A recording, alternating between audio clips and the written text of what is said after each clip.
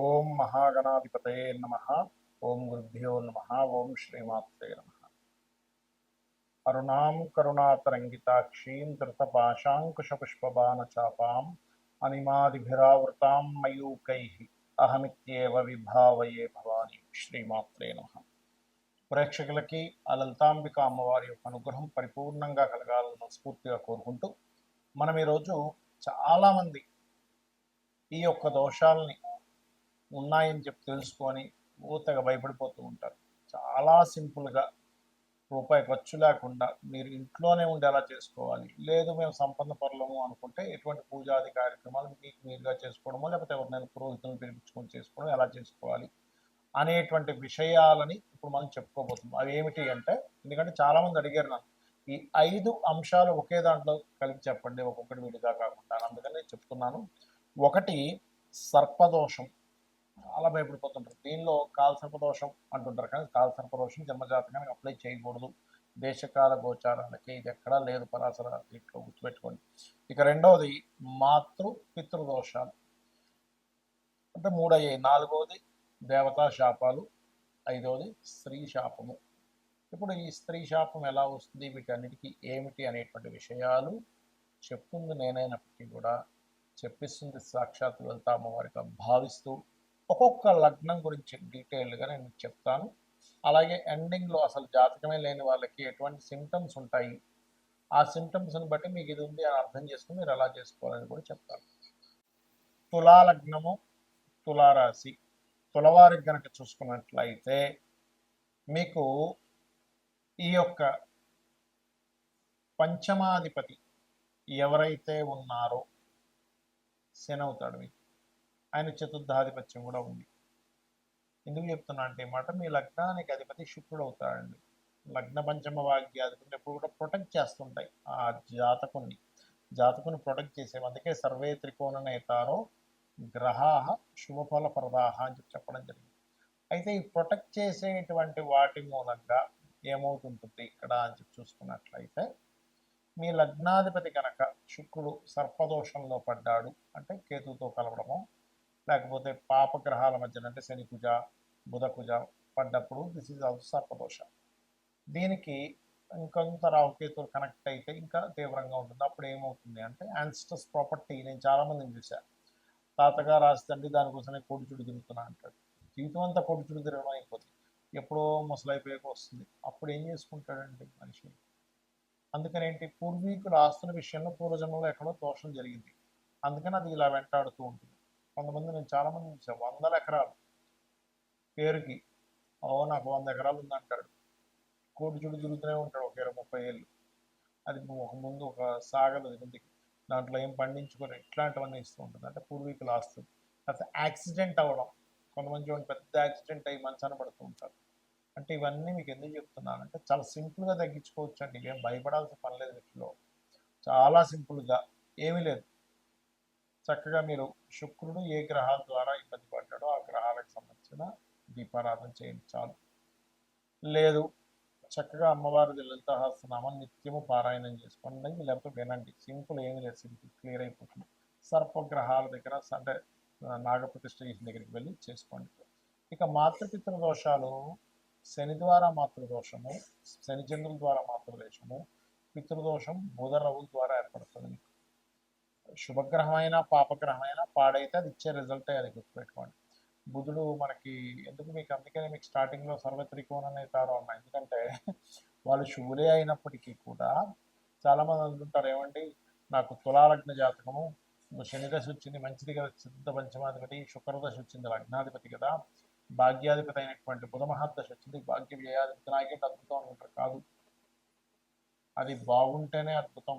ఎలా అయితే ఇంట్లో పిల్లవాడే కానీ వ్యసనపరుడు అయ్యాడు, వాడు ఇంట్లో డబ్బులు కూడా పట్టుకెళ్ళిపోయి అమ్మేసుకొని తాగడానికి, పేకాటలకి, క్యాజినోలకి, బెట్టింగ్లు పెట్టేస్తాడు. ఇంట్లో వాడేగా, సొంత రక్త సంబంధికుడేగా. అలాగే మనకి లగ్నం నుంచి శుభులు గనక పాడైతే సొంత వాళ్ళ ద్వారానే ఇబ్బంది వస్తూ ఉంటుంది, గుర్తుపెట్టుకోండి, బయట వాళ్ళ వల్ల రాదు. ఇప్పుడు మాతృదోషం ఏమవుతుందంటే తల్లి వల్లే, తల్లి మూలంగా కొంత కెరియర్ లాభాలు రావాల్సినవి పోగొట్టుకుని ఉంటాడు. అంటే పూర్వజన్మలో తల్లికి ఏదో ఇబ్బంది పెట్టాడు. ఇప్పుడు ఏంటి, శని ఏ గ్రహాల ద్వారా పాడైతే చూసుకున్నట్లయితే చేసుకొని వెంకటేశ్వర స్వామి ఆరాధన చేసుకోండి, సింపుల్, క్లియర్ అయిపోతుంది. పితృదోషం, బుధుడు పాడయ్యాడు, తండ్రి నుంచి రావాల్సిన ఆస్తి ఇవ్వకుండా ఆయన ఇబ్బంది పెడుతూ ఉంటాడు. ఏమనంటారు, నేను నీకు ఇవ్వనరా, నువ్వు మంచోడివి కాదు, నువ్వు అమ్మేస్తా, ఏదో లాజిక్ చెప్తా ఉంటాడు. అది అర్థం కాదు, ఇది ఏంట్రా బాబు, నేను ఏదో బిజినెస్ చేశాను, నిజమే పోగొట్టుకున్నాను, కానీ నాన్న ఎందుకు నాకు ఇవ్వట్లేదు అనిపిస్తూ ఉంటుంది. సో ఇవన్నీ టెన్షన్ పడకండి, చాలా సింపుల్గా పితృదేవత ఆరాధన చేసుకోండి, విష్ణు సహస్రనామాలు వినండి. బుధుడు స్ట్రాంగ్ అయితే మీ జాతకానికి తగ్గుతుంది. అదేవిధంగా ఇది బుధుడు స్ట్రాంగ్ అయితే కనుక మీకు దేవతా శాపాలు కూడా తొలగుతాయి. అలాగే మరొక విషయం ఏంటంటే, వీటితో పాటు ఇక్కడ మీరు అర్థం చేసుకోవాల్సిన విషయం, బుధుడు ఒకటి స్ట్రాంగ్ చేసుకోవాలి. రెండవది ఇక్కడ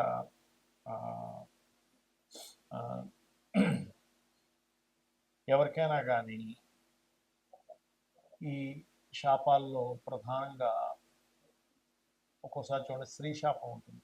అది ఏర్పడినప్పుడు ఏమవుతుందంటే, సర్వసాధారణంగా లేడీస్కి వచ్చిందనుకోండి తులాలగ్నంలో స్త్రీ శాపానికి, అప్పుడు వాళ్ళకి గైనికల్ ఇష్యూస్ ఎక్కువగా నేను చూశాను. ఎందుకంటే 1 and 8 లాటుగా సీక్రెట్ ఆర్గన్స్ విషయంలో ఇబ్బంది వస్తూ ఉంటుంది. పురుషుడైతే సీక్రెట్ ఆర్గన్స్, లేకపోతే ఏదో హెల్త్ ఇష్యూ ఉందంటే కానీ బయటపడట్లేదు, ఇలాంటివి ఏర్పడుతూ ఉంటాయి. కాబట్టి వీటన్నిటికీ కూడా మీరు కాళీ ఆరాధన, దుర్గా ఆరాధన చేసుకున్నట్లయితే, కాలభైరవుడి యొక్క నామస్మరణ, కొంతమంది వారాహి కూడా చేస్తారు, తప్పేం లేదు, చేసుకోవచ్చు, అన్ని విధాలా బాగుంటుంది.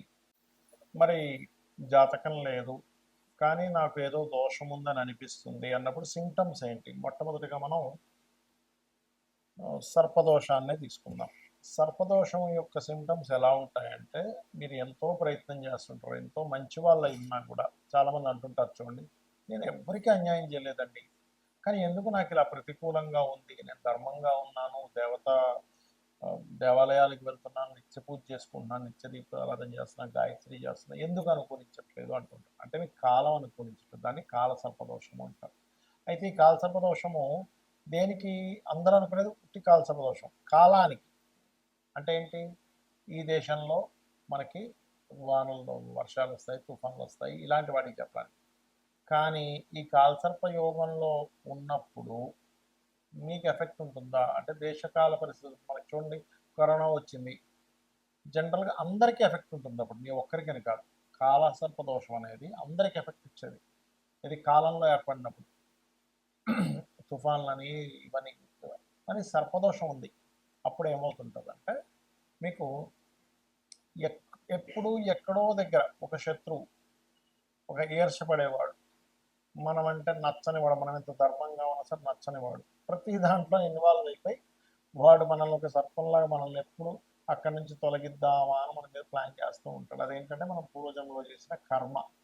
ఎప్పుడైనా గుర్తుపెట్టుకోండి, మనకి ఒక జరుగుతుంది అంటే అది పాస్ట్ లైఫ్లో మనం చేసుకున్న కర్మ ఆ రూపంలో ఆ వ్యక్తిలోకి ఎంటర్ అయి ఇస్తుంది. అలా కాదండి, మన కర్మ కాదు, వాడే కావాలని చేస్తున్నట్టు వాడు కొత్త కర్మని క్రియేట్ చేసుకుంటున్నాడు. అది మనం అర్థం చేసుకొని నిత్య దీపారాధన, రావి చెట్టు చుట్టూ ప్రదక్షిణం చేసి వాటికి పసుపు కుంకుమ గంధం చేయడం. లేదండి మేము బాగా సంపన్న పనులు, మాకున్న సర్పదోషం క్లియర్ అవ్వాలి అంటే నవనాగశాంతి చేసుకోవచ్చు. చేసుకున్నట్లయితే ఖచ్చితంగా అది క్లియర్ అవుతుంది, అందులో ఎటువంటి సందేహం లేదు. మంచి పురోహితులు ఉంటే వాళ్ళ చేత చెప్పి చేయించుకోండి. ఇక రెండవది, ఇక్కడ మాతృపితృదోష, అసలు ఇవి ఎందుకు ఏర్పడతాయని తెలుసుకోవాలి, మూలం తెలుసుకోవాలి. మనం ఇప్పుడు కూడా ఏర్పడింది అని కాదు, జాతకం తెలియదు కానీ మదర్తో పడట్లేదు. అందరూ 4 పిల్లలు ఉంటే ఒక్కోసారి చూడండి 4 సంతానం ఉంటారు, తల్లిదండ్రులు చాలా మంచి వాళ్ళు, చాలా ధర్మాత్ములు, అయినా ఎందుకో ఆ అబ్బాయికి తల్లికి పడదు, లేదా అబ్బాయికి తండ్రికి పడదు. ఏమిటి అర్థం కాదు. ఆ అబ్బాయి ఒక రకంగా ప్రవర్తించడం, లేకపోతే ఈ అబ్బాయో లేదా ఈ అమ్మాయి దగ్గరికి వచ్చేసరికి వాళ్ళ యొక్క ప్రవర్తనలో చాలా మార్పులు వచ్చేస్తుంటాయి. ఏమిటి ఇలా మార్పులు వచ్చేస్తున్నాయి అని అనిపిస్తూ ఉంటుంది. వాళ్ళకు కూడా అర్థం కాదు, తల్లిదండ్రులకు కూడా అర్థం కాదు. లోపల లోపల వాళ్ళు ఫీల్ అవుతుంటారు, ఏమిటి నేను ఈ అబ్బాయి దగ్గరికి వచ్చేసరికి నాకు డబ్బులు చాలవు, అరే ఇప్పుడు లేవురా అంటే వాడు ఫీల్ అవుతుంటాడు, లేకపోతే ఇప్పుడు లేవు అమ్మ తర్వాత చూద్దామంటే ఫీల్ అవుతుంది, అందరికీ ఇచ్చో నాకు మాత్రం ఇవ్వ అంటే ఏంటవుతుందంటే, మాతృపితృ దోషాలు ఉన్నప్పుడు వాళ్ళు వాంటెడ్గా పూర్వజన్మలో ఉన్నటువంటి కర్మ వల్ల చేసేది ఒకటైతే, వాంటెడ్గా చేస్తున్నట్టు కూడా కొన్నిసార్లు అనిపిస్తుంటుంది పిల్లలకి. కాబట్టి ఇదంతా ఎందుకు జరుగుతుంది? తల్లిని పూర్వజన్మల్లో ఏదో ఇబ్బంది పెట్టాడు, అది ఈ కర్మ ఈ జాతకుడు కావచ్చు, జాతకురాలు కావచ్చు అనుభవించాలి. అలాంటప్పుడు తెలియక చేసే పిచ్చి పనులు ఏంటంటే మళ్ళీ తల్లితో మళ్ళీ ఫైట్ చేస్తూ ఉంటాడు. దూరంగా ఉండండి. దూరంగా ఉండంటే ఆవిడ వదిలేమని కాదు. ఏమన్నా సరే సైలెంట్గా ఓకే అమ్మ రైట్, మీ పని మీరు చేసుకోండి, శ్రీమాత్రే నమః అనుకుంటూ ఉండండి. ఖచ్చితంగా క్లియర్ అవుతుంది సమస్య అనేటువంటిది. లేదా మెడిటేషన్ చేసుకోండి, అమ్మవారిని పట్టుకోండి. అమ్మ నేను ఏదో పూర్వజన్మంలో తల్లిని ఏదో ఇబ్బంది పెట్టుకుంటాను, చికాకు పెట్టుకుంటాను, చాలా నా వల్ల బాధపడి ఉంటుంది, ఈ జన్మలో అందుకే నాకు ఈ కర్మ ఈ రూపంలో వచ్చింది అని అనుకొని ఏమీ అనకుండా మీ పని మీరు చేసుకుంటూ వెళ్ళండి. ఒక్కోసారి అత్తగారి రూపంలో కూడా వస్తుంది, కాకపోతే అది కొంచెం దశమ స్థానము చతుర్థ భావాలు కూడా పాడవుతాయి అట్లా. ఇక పితృదోషం అనేది సింహరాశి పాడైనా రవి పాడైనా మీ లగ్నం నుంచి 9వ స్థానం పాడైనా వస్తుంది కామన్గా. అయితే ఇక్కడ మీకు ఎలా ఉంటుందంటే తండ్రి పాపం ఏదో మీకు ఫేవర్ చేద్దామంటుంటే గొడవ వస్తుంటుంది, మీరు ఏదైనా చేస్తుంటే తండ్రి ఒప్పుకోడు. అది ఎలా ఉంటుందంటే తండ్రి రూపంలో కొంత వస్తుంది. కొన్నిసార్లు మనం ఎన్ని ప్రయత్నాలు చేస్తున్నా పితృదేవతల అనుగ్రహం ఉంటుంది అక్కడ. ఎందుకు అంటే ఎక్కడో పితృదేవతల యొక్క లైన్ కట్ అయిపోయింది మీ వంశంలో. కట్ అయిపోయినప్పుడు ఏమవుతుంది, దాని సిమ్టమ్స్ ఎలా ఉంటాయంటే సంతానం సరిగ్గా లేకపోవడము, తక్కువ ఏజ్లోనే మరణాలు జరగడం. చూడండి, కొంతమంది అంటుంటారు, మీరు చూస్తే కనుక ఏమిటోనండి మా ఇంట్లో 40-45 ఏళ్ళ కంటే ఎక్కువ బతకట్లేదు మగపిల్లలు, తీరా చూస్తేనేమో పిల్లలేమో అనాథలుగా అయిపోతున్నారు. బికాజ్ ఆఫ్ మీకు ఉండేటువంటి పూర్వజన్మ కర్మల్ని తీసేటువంటి శక్తిని దేవతలకి పితృదేవతలకి ఉంటుంది. అంటే పూర్తిగా తీసేయడం అని కాదు, దాని నుంచి ఒక రక్షణ కవచంగా నిలబడుతుంది వాళ్ళ యొక్క ఆశీర్వాదం అనేటువంటిది. కాబట్టి ఇక్కడ ఏమవుతుందంటే ఈ యొక్క కాంబినేషన్స్ ఎప్పుడైతే ఇలా ఉన్నాయో మీకు ఇబ్బంది వస్తూ ఉంటుంది. అప్పుడు కూడా ఏంటి, తండ్రితో ఫైటింగ్ చేయడం, తండ్రి ఏదో ఇవ్వకపోవడం, నలుగురికి ఒకలాగా మీకు ఒకలా చేయడం, ఇలాంటివి జరుగుతూ ఉంటాయి. ఎందుకంటే అక్కడ నుంచి దోషం ఉంది, యోగం లేదు. ఇక్కడ మనం అర్థం చేసుకోవాల్సిన విషయం ఏంటంటే అక్కడ దోషం ఉంది, యోగం లేకపోవడం వల్ల దోషం వల్ల రావట్లేదు, యోగం ఉంటే వచ్చేది అని మీరు అర్థం చేసుకోవాలి. దానికి సింపుల్గా నేను ఇందాక చెప్పినట్టుగా నిత్య పితృతర్పణాలు లేనట్లయితే అమావాస్య నాడైనా సరే పితృదేవతలకి పరంగా మీరు అంటే వాళ్ళ కోసమని స్వయం పాకం ఇవ్వడము, అంటే బియ్యము, 2 రకాల కూరగాయలు, పప్పు, ఉప్పు, మిరపకాయలు ఇవన్నీ కలిపిస్తారు. అంటే వంట సామాగ్రి ఏదైతే అదంతా కూడా ఇస్తారు. అలానే ఒక బెండకాయ ఒక వంకాయ ఇస్తే పాపం వాళ్ళకి సరిపోదు, వాళ్ళు పాపం బాధపడతారు. అది. ఇక దేవతా శాపం అసలు ఎందుకు వస్తాయి అంటే అందరూ ఏమనుకుంటారు, పూర్వీకుల్లో ఎవరో గుడిలో ఏదో చేశారు, విగ్రహం ఎత్తుకుపోయారు మురారి సినిమాలలోగా అని అనుకుంటారు. కాదు, అది చాలా పెద్ద దోషం. అది తప్పని కాదు నా ఉద్దేశంలో. కానీ ఇక్కడ ఏమిటి అంటే మీ యొక్క పూర్వజన్మల్లో లేకపోతే ఈ జన్మల్లో కూడా ఇంట్లో చేసేటువంటి అగ్నితో చేసేటువంటి దోషాలు కొన్ని ఉంటాయి. అంటే స్నానం చేయకుండా వంటగదిలోకి వెళ్ళడం, స్త్రీలు బయట చేరినప్పుడు వంటగదిలోకి వెళ్ళడం, ఇవన్నీ కూడా కొంతవరకు అగ్నిదేవుడికి సంబంధించిన శాపాలు, కొంత సర్పదోషాలు కూడా వస్తాయి వాటి వల్ల. అలాగే దేవతా సంబంధించినటువంటి విషయంలో చూడండి, కొన్ని ఎన్రోల్మెంట్ డిపార్ట్మెంట్స్లో ఉంటూ అక్కడ సొమ్ముని తినేయడం, లేకపోతే దేవుడు మాన్యాన్ని అంటే భగవత్ సంబంధించిన ఆలయానికి సంబంధించిన భూములు ఉంటే వాటిని జాగ్రత్తగా వాళ్ళు కైవసం చేసుకుని వాటిని వాడేసుకోవడం, అది చాలా పెద్ద దోషం. అదేంటంటే ఒక వంశాలను నాశనం చేసేస్తుంది, గుర్తుపెట్టుకోండి. అస్సలు పొరపాటును కూడా అసలు మీకు దానం ఇస్తేనే, ఎవరైనా భూమి దానం ఇచ్చారనుకోండి, పురోహితులకి ఎవరికైనా బ్రాహ్మణులకి ఇవ్వాలి, ఏదో కుజదోషం ఉంది అని భూదానం ఇచ్చారు అంటే, కుజదోషం ఉంటే అందరూ ఇవ్వాలని కాదు, 4వ స్థానం పాడే ఇస్తారు కోసం. అప్పుడు ఆ తీసుకున్నటువంటి బ్రాహ్మణుడు పురోహితుడు ఎవరైతే తీసుకుంటే, పురోహితుడు అనుకోండి ఇంకోరు అనుకోండి, గాయత్రి చేయాలి. కొన్ని లక్షల కోట్ల గాయత్రి చేస్తే కానీ అది బరాయించే శక్తి రాదు. లేనట్లయితే ఏమవుతుందంటే అది ఎన్ని రేణువులు ఉన్నాయో అన్ని జన్మలు నరకం అనుభవిస్తాడట. గాయత్రి భూదానం అంటే అంత ఈజీ కాదు. భూదానము, సువర్ణ దానం ఇలాంటివన్నీ ఏవో నవగ్రహాలకి చిన్న దానాలు లాంటివి కాదు. అందరూ సరదాగా తీసేసుకుంటారు, సువర్ణ దానం అండి ఇచ్చేసేయండి అని, అంత ఈజీ కాదు. కాబట్టి దీనికి మరి ఏమిటి అంటే ఓం హరనేత్రాగ్ని సందగ్ధ కామ సంజీవన ఔషధి అనే మంత్రం చేసుకోండి. ఇక ఆఖరిగా స్త్రీ శాపం ఏమి లేదు, ఇక్కడ స్త్రీని ఇబ్బంది పెట్టాడు జీవుడు, వస్తుంది. ఆ దోషం ఆ రూపంలో వస్తుంది. అందుకని మీరు ఎక్కడికి వెళ్ళినా మీ జాతకం లేకపోయినా మీకు సిమ్టమ్స్ ఏం అర్థం అవుతుంటాయి అంటే ఎక్కడికి వెళ్ళినా చిన్నప్పటి నుంచి కూడా ఒక స్త్రీ మూలకంగానే మీరు ఇబ్బంది పడుతూ ఉంటారు. అది పక్కింట్లో ఆడపిల్ల కావచ్చు, మీ ఇంట్లో ఉండే ఆడపడుచులు కావచ్చు, లేకపోతే మీ అత్తగారు కావచ్చు, ఎవరైనా కానీ, లేకపోతే మీకు సొంత చెల్లి కావచ్చు, సొంత భార్య కావచ్చు. ఎక్కువగా భార్య రూపంలో వస్తుంది స్త్రీ శాపం ఎక్కువగా.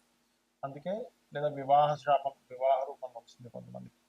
మరి దీనికి ఏమిటండి శ్రీమాత్రే నమః ఇది బెస్ట్ రెమెడీ. అలా కాదు వివాహ రూపంలో వస్తుంది, వివాహం అవ్వట్లేదు అన్నప్పుడు ఒకసారి ఫస్ట్ మీరు ఆగ్నేయం చెక్ చేసుకోవాలి. ఆగ్నేయం పాడైతే కూడా శుక్ర దోషం అయింది అక్కడ. శుక్రుడు స్త్రీకి కారకుడు కాబట్టి ఇబ్బంది వస్తుంటుంది. అలాంటప్పుడు మీరు చేయవలసింది ఓం శ్రీమాత్రే నమఃతో పాటు వివాహం అవ్వట్లేదు అనుకున్నప్పుడు ఓం కామేశబద్ధ మాంగళ్య సూత్ర శోభిత కందరాయ నమః. ఒక్కోసారి వివాహం అయ్యి కొన్ని కొన్ని ఇబ్బందులు పడుతూ ఉంటారు. అలాంటి వారు ఓం శివకామేశ్వరాంకస్త శివా స్వాధీన వల్లభాయ నమః. లేదంటే అప్పులు ఉన్నాయండి, సర్పదోషం వల్ల నాకు అప్పులు అయిపోయాయని చెప్తున్నారు అన్నప్పుడు ఓం అపర్ణాయ నమః. ఫినాన్షియల్గా బాగా గ్రోత్ రావాలి, ఓం సంపత్కరీ సమారూఢ సింధుర వ్రజ సేవితాయే నమః చేసుకోండి. ఇలాగ అనేకమైనటువంటి నామాలు అమ్మవారి ఉన్నాయి. అది మీరు చేసుకుంటే చాలు. మీరు ఏవో నాకు డబ్బులు లేవు, అమ్మ నేను చేసుకోవాలని ఏమీ భయపడకండి, అద్భుతమైనటువంటి ఫలితాలు మీకు వస్తాయి.